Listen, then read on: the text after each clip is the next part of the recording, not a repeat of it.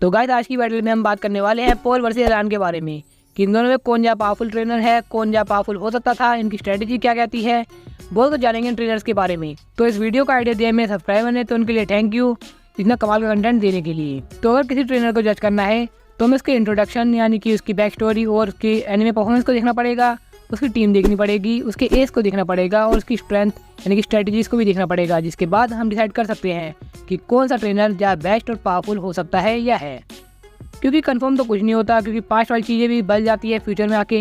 ऐसा हमें कई बार दिखा दिया गया पोकेमॉन जर्नीज या सीरीज में। तो पहले बात करते हैं पोल की। ये एस कासिनो का राइवल है, जो best rival of all time भी कहा जा सकता है। ये सिर्फ पावरफुल पोकेमॉन को पकड़ता था। मैं मतलब स्ट्रेंथ की बात नहीं कर रहा हूँ, मैं पावरफुल यानी कि स्किलफुल होने चाहिए और कुछ एबिलिटीज होनी चाहिए जो उसे नॉर्मल पोकेमॉन से अलग बना सके। ये पोकेमॉन की फीलिंग की केयर बिल्कुल नहीं करता था। पोकेमॉन को क्या असर हो रहा है, क्या दर्द हो रहा है, इसे कोई मैटर नहीं करता है। ये ऐसे ही अपने पोकेमॉन को पावरफुल बनाता था और उसके पोकेमॉन भी बिल्कुल ऐसी फीलिंग रखते थे दूसरे पोकेमॉन के लिए। अगर उन्हें पावरफुल होना है तो दर से गुजरना ही पड़ेगा। और जिस पोकेमॉन की बैटल परफॉर्मेंस अच्छी नहीं होती थी, ये उसे छोड़ देता था।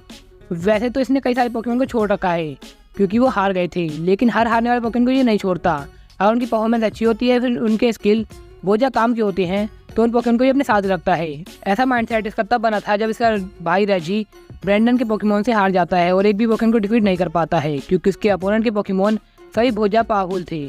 तब से डिसाइड कर लेता है कि ये सिर्फ पावरफुल पोकेमॉन को ही ट्रेन करेगा। लेकिन ऐसे मिलने के बाद इसकी पर्सनैलिटी में काफ़ी सारे चेंजेस आए। जब से पता लगा कि इसने ब्रैंडन को हरा रखा है अपनी इसी पर्सनैलिटी से, तो उसके अंदर बहुत ज़्यादा चेंजेस आ गए। और एंड में जब ये हार जाता है ऐसे, तो ये समझ जाता है हर पोकेमॉन की शक्ति है खास, जिसे इसे समझना होगा, जिसके लिए ये निकल पड़ता है जिम लीडर की राह पे। और ये बात हमें पता लगी थी पोकेमॉन जर्नीज में, जब ये बताता है कि हर पोकेमॉन का नेचर अलग अलग होता है, जिसे समझने के लिए उसे जिम लीडर बनना ही पड़ेगा, क्योंकि जिम लीडर को ये सब सिखाया जाता है, जिसके बाद वो अच्छा परफॉर्म कर पाते हैं। जब से इसने एम बना लिया है स्ट्रॉन्गर नहीं बेटर होने का। तो बात करें इसकी टीम की, तो इसकी टीम में हर तरह का पोकेमॉन आपको मिल जाएगा, हर टाइप का। यहाँ तक कि फेरी टाइप का पोकेमॉन भी अब तक इसकी टीम में आ चुका होगा। ज़्यादातर टाइपिंग पे इफेक्टिव होने के लिए ये अपने पोकेमॉन को हर तरह के मूव सिखा सकता है जो वो सीख सकते हैं। जैसे कि टोटेरा एक ग्रास टाइप पोकेमॉन, जिसे स्टोन एज मूव आता है, जो फायर और फ्लाइंग टाइप पोकेमॉन पे इफेक्टिव साबित हो सकता है, जिससे इसके ज़्यादातर पोकेमॉन अपने वीकनेस को कवर कर लेते हैं और हैंडल कर लेते हैं किसी भी क्रिटिकल सिचुएशन को। जैसे कि आपने देखा होगा एस के क्वार्टर फाइनल में इसने एक ऐसी टीम बनाई थी जो एस की टीम को परफेक्ट काउंटर कर सकती थी। बस वो इन्फर्नेप की पावर को अंडर एस्टिमेट कर लेता है, जिस कारण वो वहाँ हार जाता है। वरना वो 4 पोकेमॉन से ही एस की 5 पोकेमॉन को डिफीट करने वाला था, जैसे कि एग्रोन और गैस्टाडोन। ये काफी डिफेंसिव पोकेमॉन थे और एस की टीम को रिवील करने में काफी हेल्पफुल साबित हुए, जिससे ये एस के सभी पोकेमॉन की स्किल एंड स्ट्रेटेजीज को समझ गया, जिसके बाद वो ड्रेपियन से उन 3 पोकेमॉन को डिफीट कर पाया। यहाँ तक कि वो एस के फायर पोकेमॉन ग्लाइस्कोर को भी प्रिडिक्ट कर लेता है, जिस कारण वो निंजास को लेके आता है और वो इफेक्टिव साबित भी होता है। वरना से हंचक्रो को लाना चाहिए था, लेकिन उसे पता था कि उसे यहाँ पर फास्टेस्ट पोकेमॉन की जरूरत है, लेकिन वो अंडर एस्टिमेट कर देता है इन्फर्नेप को, जिस कारण वो वहाँ पर हार जाता है। तो ये एस की टीम का परफेक्ट काउंटर करने के लिए इस टीम को लेके आया था। टीम की बात कर ही रहे हैं तो ये बात कर लेते हैं कि इन्होंने किस किस पोकेमॉन पर फोकस किया था। जैसे कि एलिकिड जो इलेक्ट्रोवायर तक बनते हुए उसकी पूरी राइवलरी को दिखाया गया था, जो काफी कमाल की थी। इसके अलावा टोटेरा जो उसका पहला एस पोकेमॉन होगा, क्योंकि अब का एस नहीं कह सकते, लेकिन पहले का एस वही था उसका स्टार्टर, जिसने सिंथिया के गार्चोम को सीरियस होने पे मजबूर कर दिया था। और उसका नेचर भी दिखाया गया था, क्योंकि उसने एस के ग्रोटल को ट्रेन भी किया था, क्योंकि उसकी सेम एवोल्यूशन लाइन को बिलोंग करता है। और अर्सलिंग को कैसे भूल सकते हैं, जो यार इसके बाद से मुझे अच्छा लगने लगा था और गेम में मैं इसे यूज करने लगा हूँ पोल की बैटल के बाद से ही। इसके अलावा हंचक्रो जिसको भी काफी अच्छा टाइम दिया गया था, उसकी राइवलरी दिखाई गई थी स्टार रैप्टर से और ग्रोटल से। ये इसका इकलौता राइवल है जिसकी टीम को इतने अच्छे से डेवलप किया गया था, यानी कि इसमें कई सारे ऐसे पोकेमॉन थे जो फैंस को बहुत ज्यादा पसंद आए, क्योंकि उनके बारे में हमें पता है। वरना ज्यादातर क्या होता है, एस के पुराने राइवल देख लो या नए राइवल देख लो, सभी में एस के अलावा ज्यादा कुछ हमें नहीं पता होगा। माना गैरी के 2-3 पोकेमॉन के हमें पता है, क्योंकि वो बहुत ज्यादा पुराना राइवल है, उसको कई ज्यादा सीजन मिले हैं। इसके 10 पोकेमॉन को हारते हुए दिखाया है सिंथिया और ब्रैंडन से। इसके अलावा इसने कई सारे पोकेमॉन को छोड़ भी दिया है, जिसके बाद बहुत ज्यादा बड़ी टीम बचती है। यानी कि ये टीम को ऐसे तरीके से बनाता है कि ये एक टीम को दोबारा यूज ना करे। इसकी टीम में हर बार नया नया पोकेमॉन आता है और पुराने पोकेमॉन चले जाते हैं। एक परफेक्ट टीम बनाता रहता है ये हर अपोनेंट के लिए, जिस कारण सिल्वर कॉन्फ्रेंस में एस से पहले इसके एक भी पोकेमॉन को हारते हुए नहीं दिखाया गया। यहाँ तक कि बैरी भी उसके एक पोकेमॉन को भी नहीं हरा पाया था, क्योंकि ये अपोनेंट की टीम को जज करने के बाद ये एक परफेक्ट टीम बनाता है और ये हर राउंड के लिए एक नई टीम बनाता है, जिससे आप जज नहीं कर सकते कि इसकी पुरानी टीम नई टीम से कितना डिफरेंट हो सकती है, लेकिन ये जजमेंट दे सकता है आपकी पुरानी टीम को देख के। और उसकी टीम में हर पोकेमॉन फुल्ली इवॉल्व है और बहुत ज्यादा पावरफुल भी है। यानी कि अगर से आपका मुकाबला होता है तो अगर पहली बार अगर आप जीत जाते हो और अल्टीमेट टीम लेके आओगे तो, लेकिन नेक्स्ट टाइम आपके चांसेस बहुत कम होने वाले हैं, क्योंकि इसकी टीम में बहुत सारे पोकेमॉन हैं जो अल्टीमेट स्ट्रॉन्ग हैं। तो ग्रोइंग माइंडसेट और स्ट्रेटजी के साथ इसकी टीम में पावरफुल पोकेमोन भी है जिससे ये लियोन तक को भी हरा सकता है। अगर एक बार में नहीं हरा पाएगा, दूसरी बार में नहीं हरा पाएगा, लेकिन एक टाइम ऐसा आएगा कि लियोन के पास कोई चांसेस नहीं बचेंगे, लेकिन इसके पास कई तरह की स्ट्रेटजीज बनी होंगी। इसके अलावा इसके बाकी टीम मेंबर्स जैसे कि इसका हर्सलिंग, इलेक्टावायर, हंचक्रो और यहाँ तक कि ड्रेपियन, जो बहुत ज़्यादा फास्ट और पावरफुल पोकेमोन है, जिन्होंने कई बार प्रूव करके दिखा दिया है कि अकेले अकेले पोकेमोन हाफ यार टीम को डिफीट करने का दम रखते हैं। वैसे मैं बता दूं कि हंचक्रो कभी हारा नहीं है ऐसे, इसलिए हम नहीं कह सकते कि उसकी पावर लेवल क्या होगी। माना कि वो पोकेरिंगर कंपटीशन हार गया था लेकिन वो फेंट नहीं हुआ था, इसका मतलब ये है कि ये उसे हरा सकता है, बल्कि इसने ड्रैगनाइट को भी हरा रखा है। तो अब बात करते हैं एस पोकेमोन की। तो एस पोकेमोन यहाँ पर दो आते हैं, एक है टोटेरा, एक है इलेक्टावायर।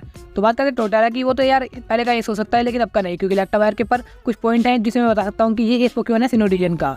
पहली बात, एस की 2 फुल बैटल हुई है जिसमें दोनों में ही फाइनल में ये बैटल कर रहा था। दूसरी बात, इन दोनों बैटल में ये कॉमन रहा है, वरना सभी पोकेमोन रिप्लेस कर दिए गए थे किसी न किसी तरीके से। और उसकी पर्सनैलिटी पोल से ज़्यादा मैच करती है, ना कि टोटेरा की पोल से, क्योंकि टोटेरा ने हेल्प की थी ग्रोटल की, बल्कि पोल ऐसा नहीं करता है, बल्कि ये बैटल जीतने के लिए कुछ भी कर सकता है जस्ट लाइक पोल।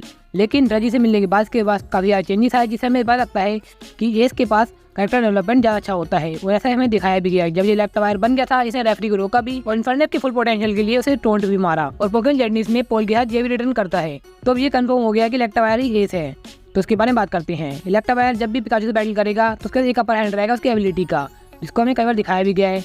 वो पहली बार जब एलिकिड था तब उसका ड्रॉ करता है पिकाचू के हाथ, लेकिन एंड में आते जाते वो पिकाचू से पावरफुल हो जाता है। इसको प्रोटेक्ट और लाइट स्क्रीन जैसे मूव आते हैं जो अपनी टीम को और खुद को डिफेंस करने में बहुत काम आते हैं। स्किल की बात की जाए तो ये दोनों हाथों से थंडर पंच मार सकता है। इसके अलावा ये ग्राउंड पे इलेक्ट्रिसिटी छोड़ के ग्राउंड टाइप पोकेमॉन को भी डिफीट कर सकता है। एंड फाइनली इसकी एबिलिटी मॉडर्न ड्राइव, जिसके बाद ये इतना फास्ट हो जाता है कि इसने इन्फर्नेप के मार्क पंच को डॉज कर लिया था। ये मार्क पंच इतना फास्ट था कि एग्रोन इस मूव को देख भी नहीं पाया था। बात करें जाए इसकी स्ट्रेटेजीज की, तो इसकी स्ट्रेटेजी इस तरीके से होती है कि पूरी सिल्वर कॉन्फ्रेंस में ऐसे पहले इसका एक भी पोकेमॉन फेंट नहीं हुआ था, बल्कि ऐसे के कई सारे पोकेमॉन फेंट हो गए थे उससे पहले वाले बैटल्स में। जब ये पोकेमॉन जर्नीज में रिटर्न करता है तब ये एक ऐसी टीम लेके आता है जो चैंपियन के एस के ऊपर बनाई गई थी, और इन सभी पोकेमॉन की बेस फॉर्म में ये बहुत ज़्यादा वीक होते हैं, सच में बहुत ज़्यादा वीक होते हैं। लेकिन उन्हें स्ट्रॉन्ग बनाने के लिए इसने किस नेचर का इस्तेमाल किया होगा, उन्हें कैसी ट्रेनिंग दी होगी कि 1 साल में उन्हें इतना पावरफुल बना दिया कि वो ड्रैगनाइट को भी डिफीट कर पाया था, जो कि हाई लाइट 4 लेवल का पोकेमॉन था। और ऐसे के बाकी बचे हुए पोकेमॉन मेंबर्स को भी ये काफ़ी अच्छी टक्कर दे पा रहा था, बल्कि ये वही पोकेमॉन है जो मास्टर 8 में आने वाले ट्रेनर को डिफीट करके आई थी। तो आप इसकी स्ट्रेटेजी का अंदाजा आप लगा ही सकते हैं। इसका एनालाइजेशन भी वही कमाल का है, जिससे इसने एक परफेक्ट टीम बनाई थी जो एस की टीम को पूरा काउंटर कर सकती है। इसने एक बार में देख के ही काउंटर शील्ड को पूरी तरह सीख लिया था। इसने अपने पोकेमॉन ट्रेनिंग में भी काफी बदलाव किए हैं, जैसे कि ये पहले हार्श ट्रेनिंग कराता था हर पोकेमॉन को, लेकिन इस बार ये पोकेमॉन का नेचर को समझने के लिए प्रोफेसर ओक के लैब में आता है, पोकेमॉन के नेचर को समझता है, जिससे अपने पोकेमॉन को वो इतना पावरफुल बना सकता है। तो इसकी ट्रेनिंग का भी बहुत बड़ा योगदान रहेगा इसकी स्ट्रेटेजी में, और टीम बनाने में तो इसका कोई जवाब ही नहीं है। ये अपोनेंट के हर पोकेमॉन को देखने के बाद एक ऐसी टीम बना के लाएगा जिसके पास हर तरह की टाइपिंग के ऊपर एडवांटेज होगा, जैसे कि टोटेरा का एग्जांपल आपने देखा ही था। ये अपने पोकेमॉन की वीकनेस को ही स्ट्रेंथ बना सकता है। फॉर एग्जांपल टोटेरा का एग्जांपल ले लेते हैं, जब उसने फ्रेंजी प्लांट मारा था तब ग्लाइसगोर को लगा कि इसका एडवांटेज आ चुका है, अब वो उसके पास जा सकता है।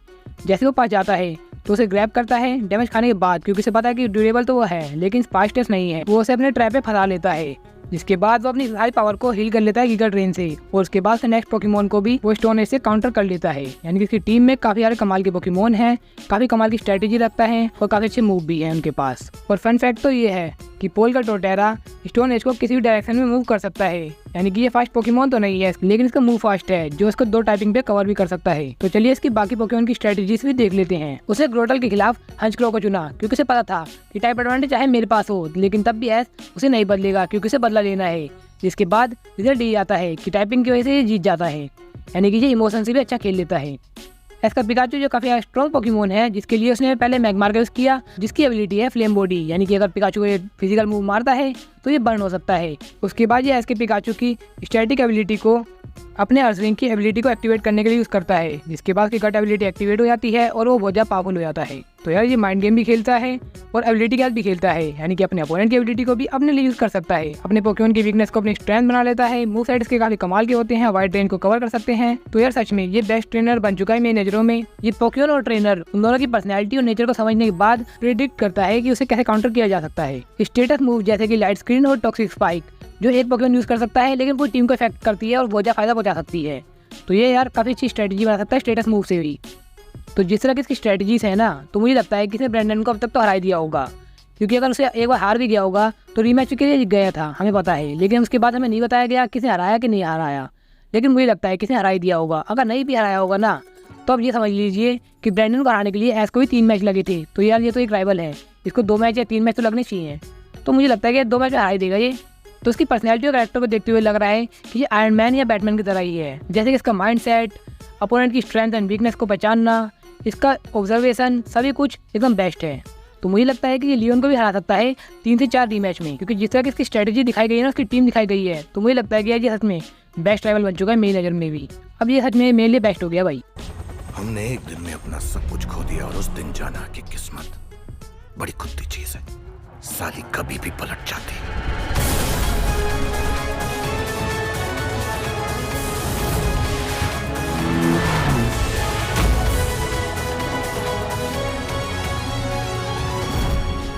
और ये तो सिर्फ ट्रेलर है, पिक्चर अभी बाकी है मेरे दोस्त।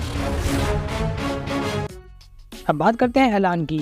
एलान मेगा एवोल्यूशन स्पेशल का एक प्रोटैगनिस्ट है और मेन कैरेक्टर है पोकेमॉन XYZ सीरीज का एस के साथ, जो काफ़ी खतरनाक सिचुएशन में भी सर्वाइव करके दिखा चुका है। और इसने अपनी लाइफ को रिस्क में डाल के प्राइमल ग्राउडोन और ज़ाइगार्ड से बैटल कर रखी है, जो काफ़ी कमाल के लेजेंडरी पोकेमॉन है। सीरीज से पहले ये प्रोफेसर सिकामोर की लैब में असिस्टेंट था और ये जर्नी स्टार्ट करता है चारमेंडर के साथ, जिसके बाद ये निकल पड़ता है मेगास्टोन को ढूंढने के लिए।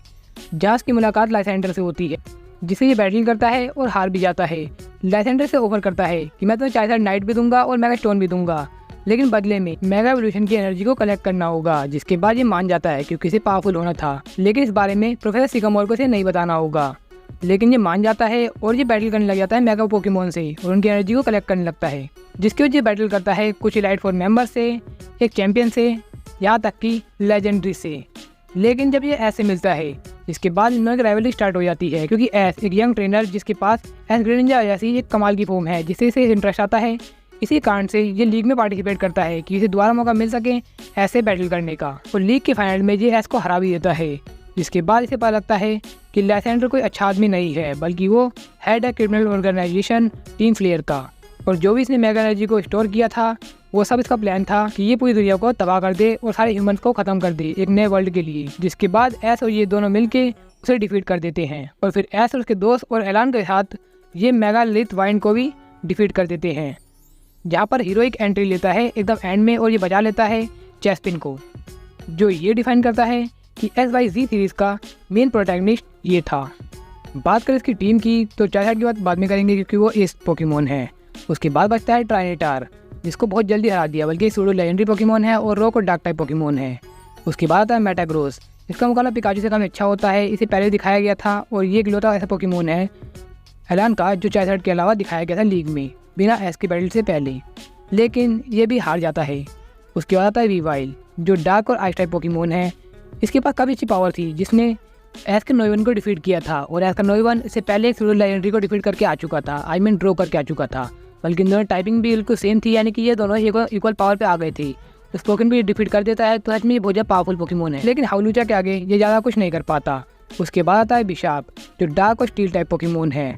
ये सच में यार एक किलिंग मशीन है, इसने 2 पोकेमॉन को डिफीट कर दिया, एक था हाउलूचा और दूसरा था गोट्रा। ये दोनों ही बहुत पावरफुल पोकेमॉन थे, लेकिन उन दोनों को ही बिना किसी एफर्ट के डिफीट कर देता है, और ये ग्रेनिंजा से इजीली हार जाता है, क्योंकि वहाँ पर गोट्रा ने रेन डांस का यूज़ कर रखा था। यानी कि ग्रेनिंजा का एडवांटेज नहीं होता, तो शायद मुझे लगता है कि थोड़े और टफ बैटल दे सकता था। उसके बाद आता है अनफिजेंट। ये अनफिजेंट एकदम टैलेंट फ्लेम का ड्रॉ कर देता है, और टैलेंट फ्लेम ये वो पोकेमॉन है एस का जो स्ट्रॉन्गेस्ट बर्ड में कंसीडर किया जाता है, यानी कि एस के स्टार एफ्टर से ये ज़्यादा स्ट्रॉन्ग साबित होगा। उसके बाद आता है चेस्टनोट, जिसने GMAX रिलाबूम को पूरी तरह से कंट्रोल कर लिया था, उसको नॉर्मल फॉर्म में लेके आ गया था। इसके बाद ये डिफीट हो जाता है, यानी कि काफ़ी डिफेंसिव पोकेमॉन है। उसके बाद आता है मेलमार, जो साइकिक और डार्क टाइप पोकेमॉन है, जो लियोन के सामने कुछ भी नहीं कर पाया था, क्योंकि लियोन का चाइल्ड सच में बहुत ज़्यादा पावरफुल था। तो एलान की टीम में सबसे ज़्यादा भरे हुए डार्क टाइप पोकेमॉन, तो यानी कि इसकी वीकनेस हो सकती है बग टाइप और फाइटिंग टाइप, यानी कि इसकी तो यार बहुत बुरी टीम हैगी। और पोकेमॉन की टीम डेवलपमेंट में मैं इसको कुछ नहीं कहना चाहूँगा, क्योंकि इसकी टीम में कोई डेवलपमेंट नहीं देखने को मिला है। सिर्फ हमें पोकेमॉन दिखने को मिले हैं जो बहुत ज़्यादा पावरफुल हैं, लेकिन डेवलपमेंट वो कहाँ है। माना कि मुझे बिशाप अच्छा लगने लगा था इस बैच के बाद से ही, तो मुझे लगता था कि ये कालोस रीजन का ही पोकेमॉन है, वो तो बाद में लगा कि यूनोवा का पोकेमॉन है। बात करें इसकी एज की तो वो है एलान का चाइल्ड, जो चार्मेंडर फॉर्म में इसके साथ ही जर्नी में निकला था, जो काफ़ी पावरफुल था, जिसने एलान को कभी निराश नहीं किया। जब ये मेगा इवॉल्व हो जाता है, उसके बाद ये 10 पोकेमॉन को लगातार हराता है जो सभी मेगा इवॉल्व थे।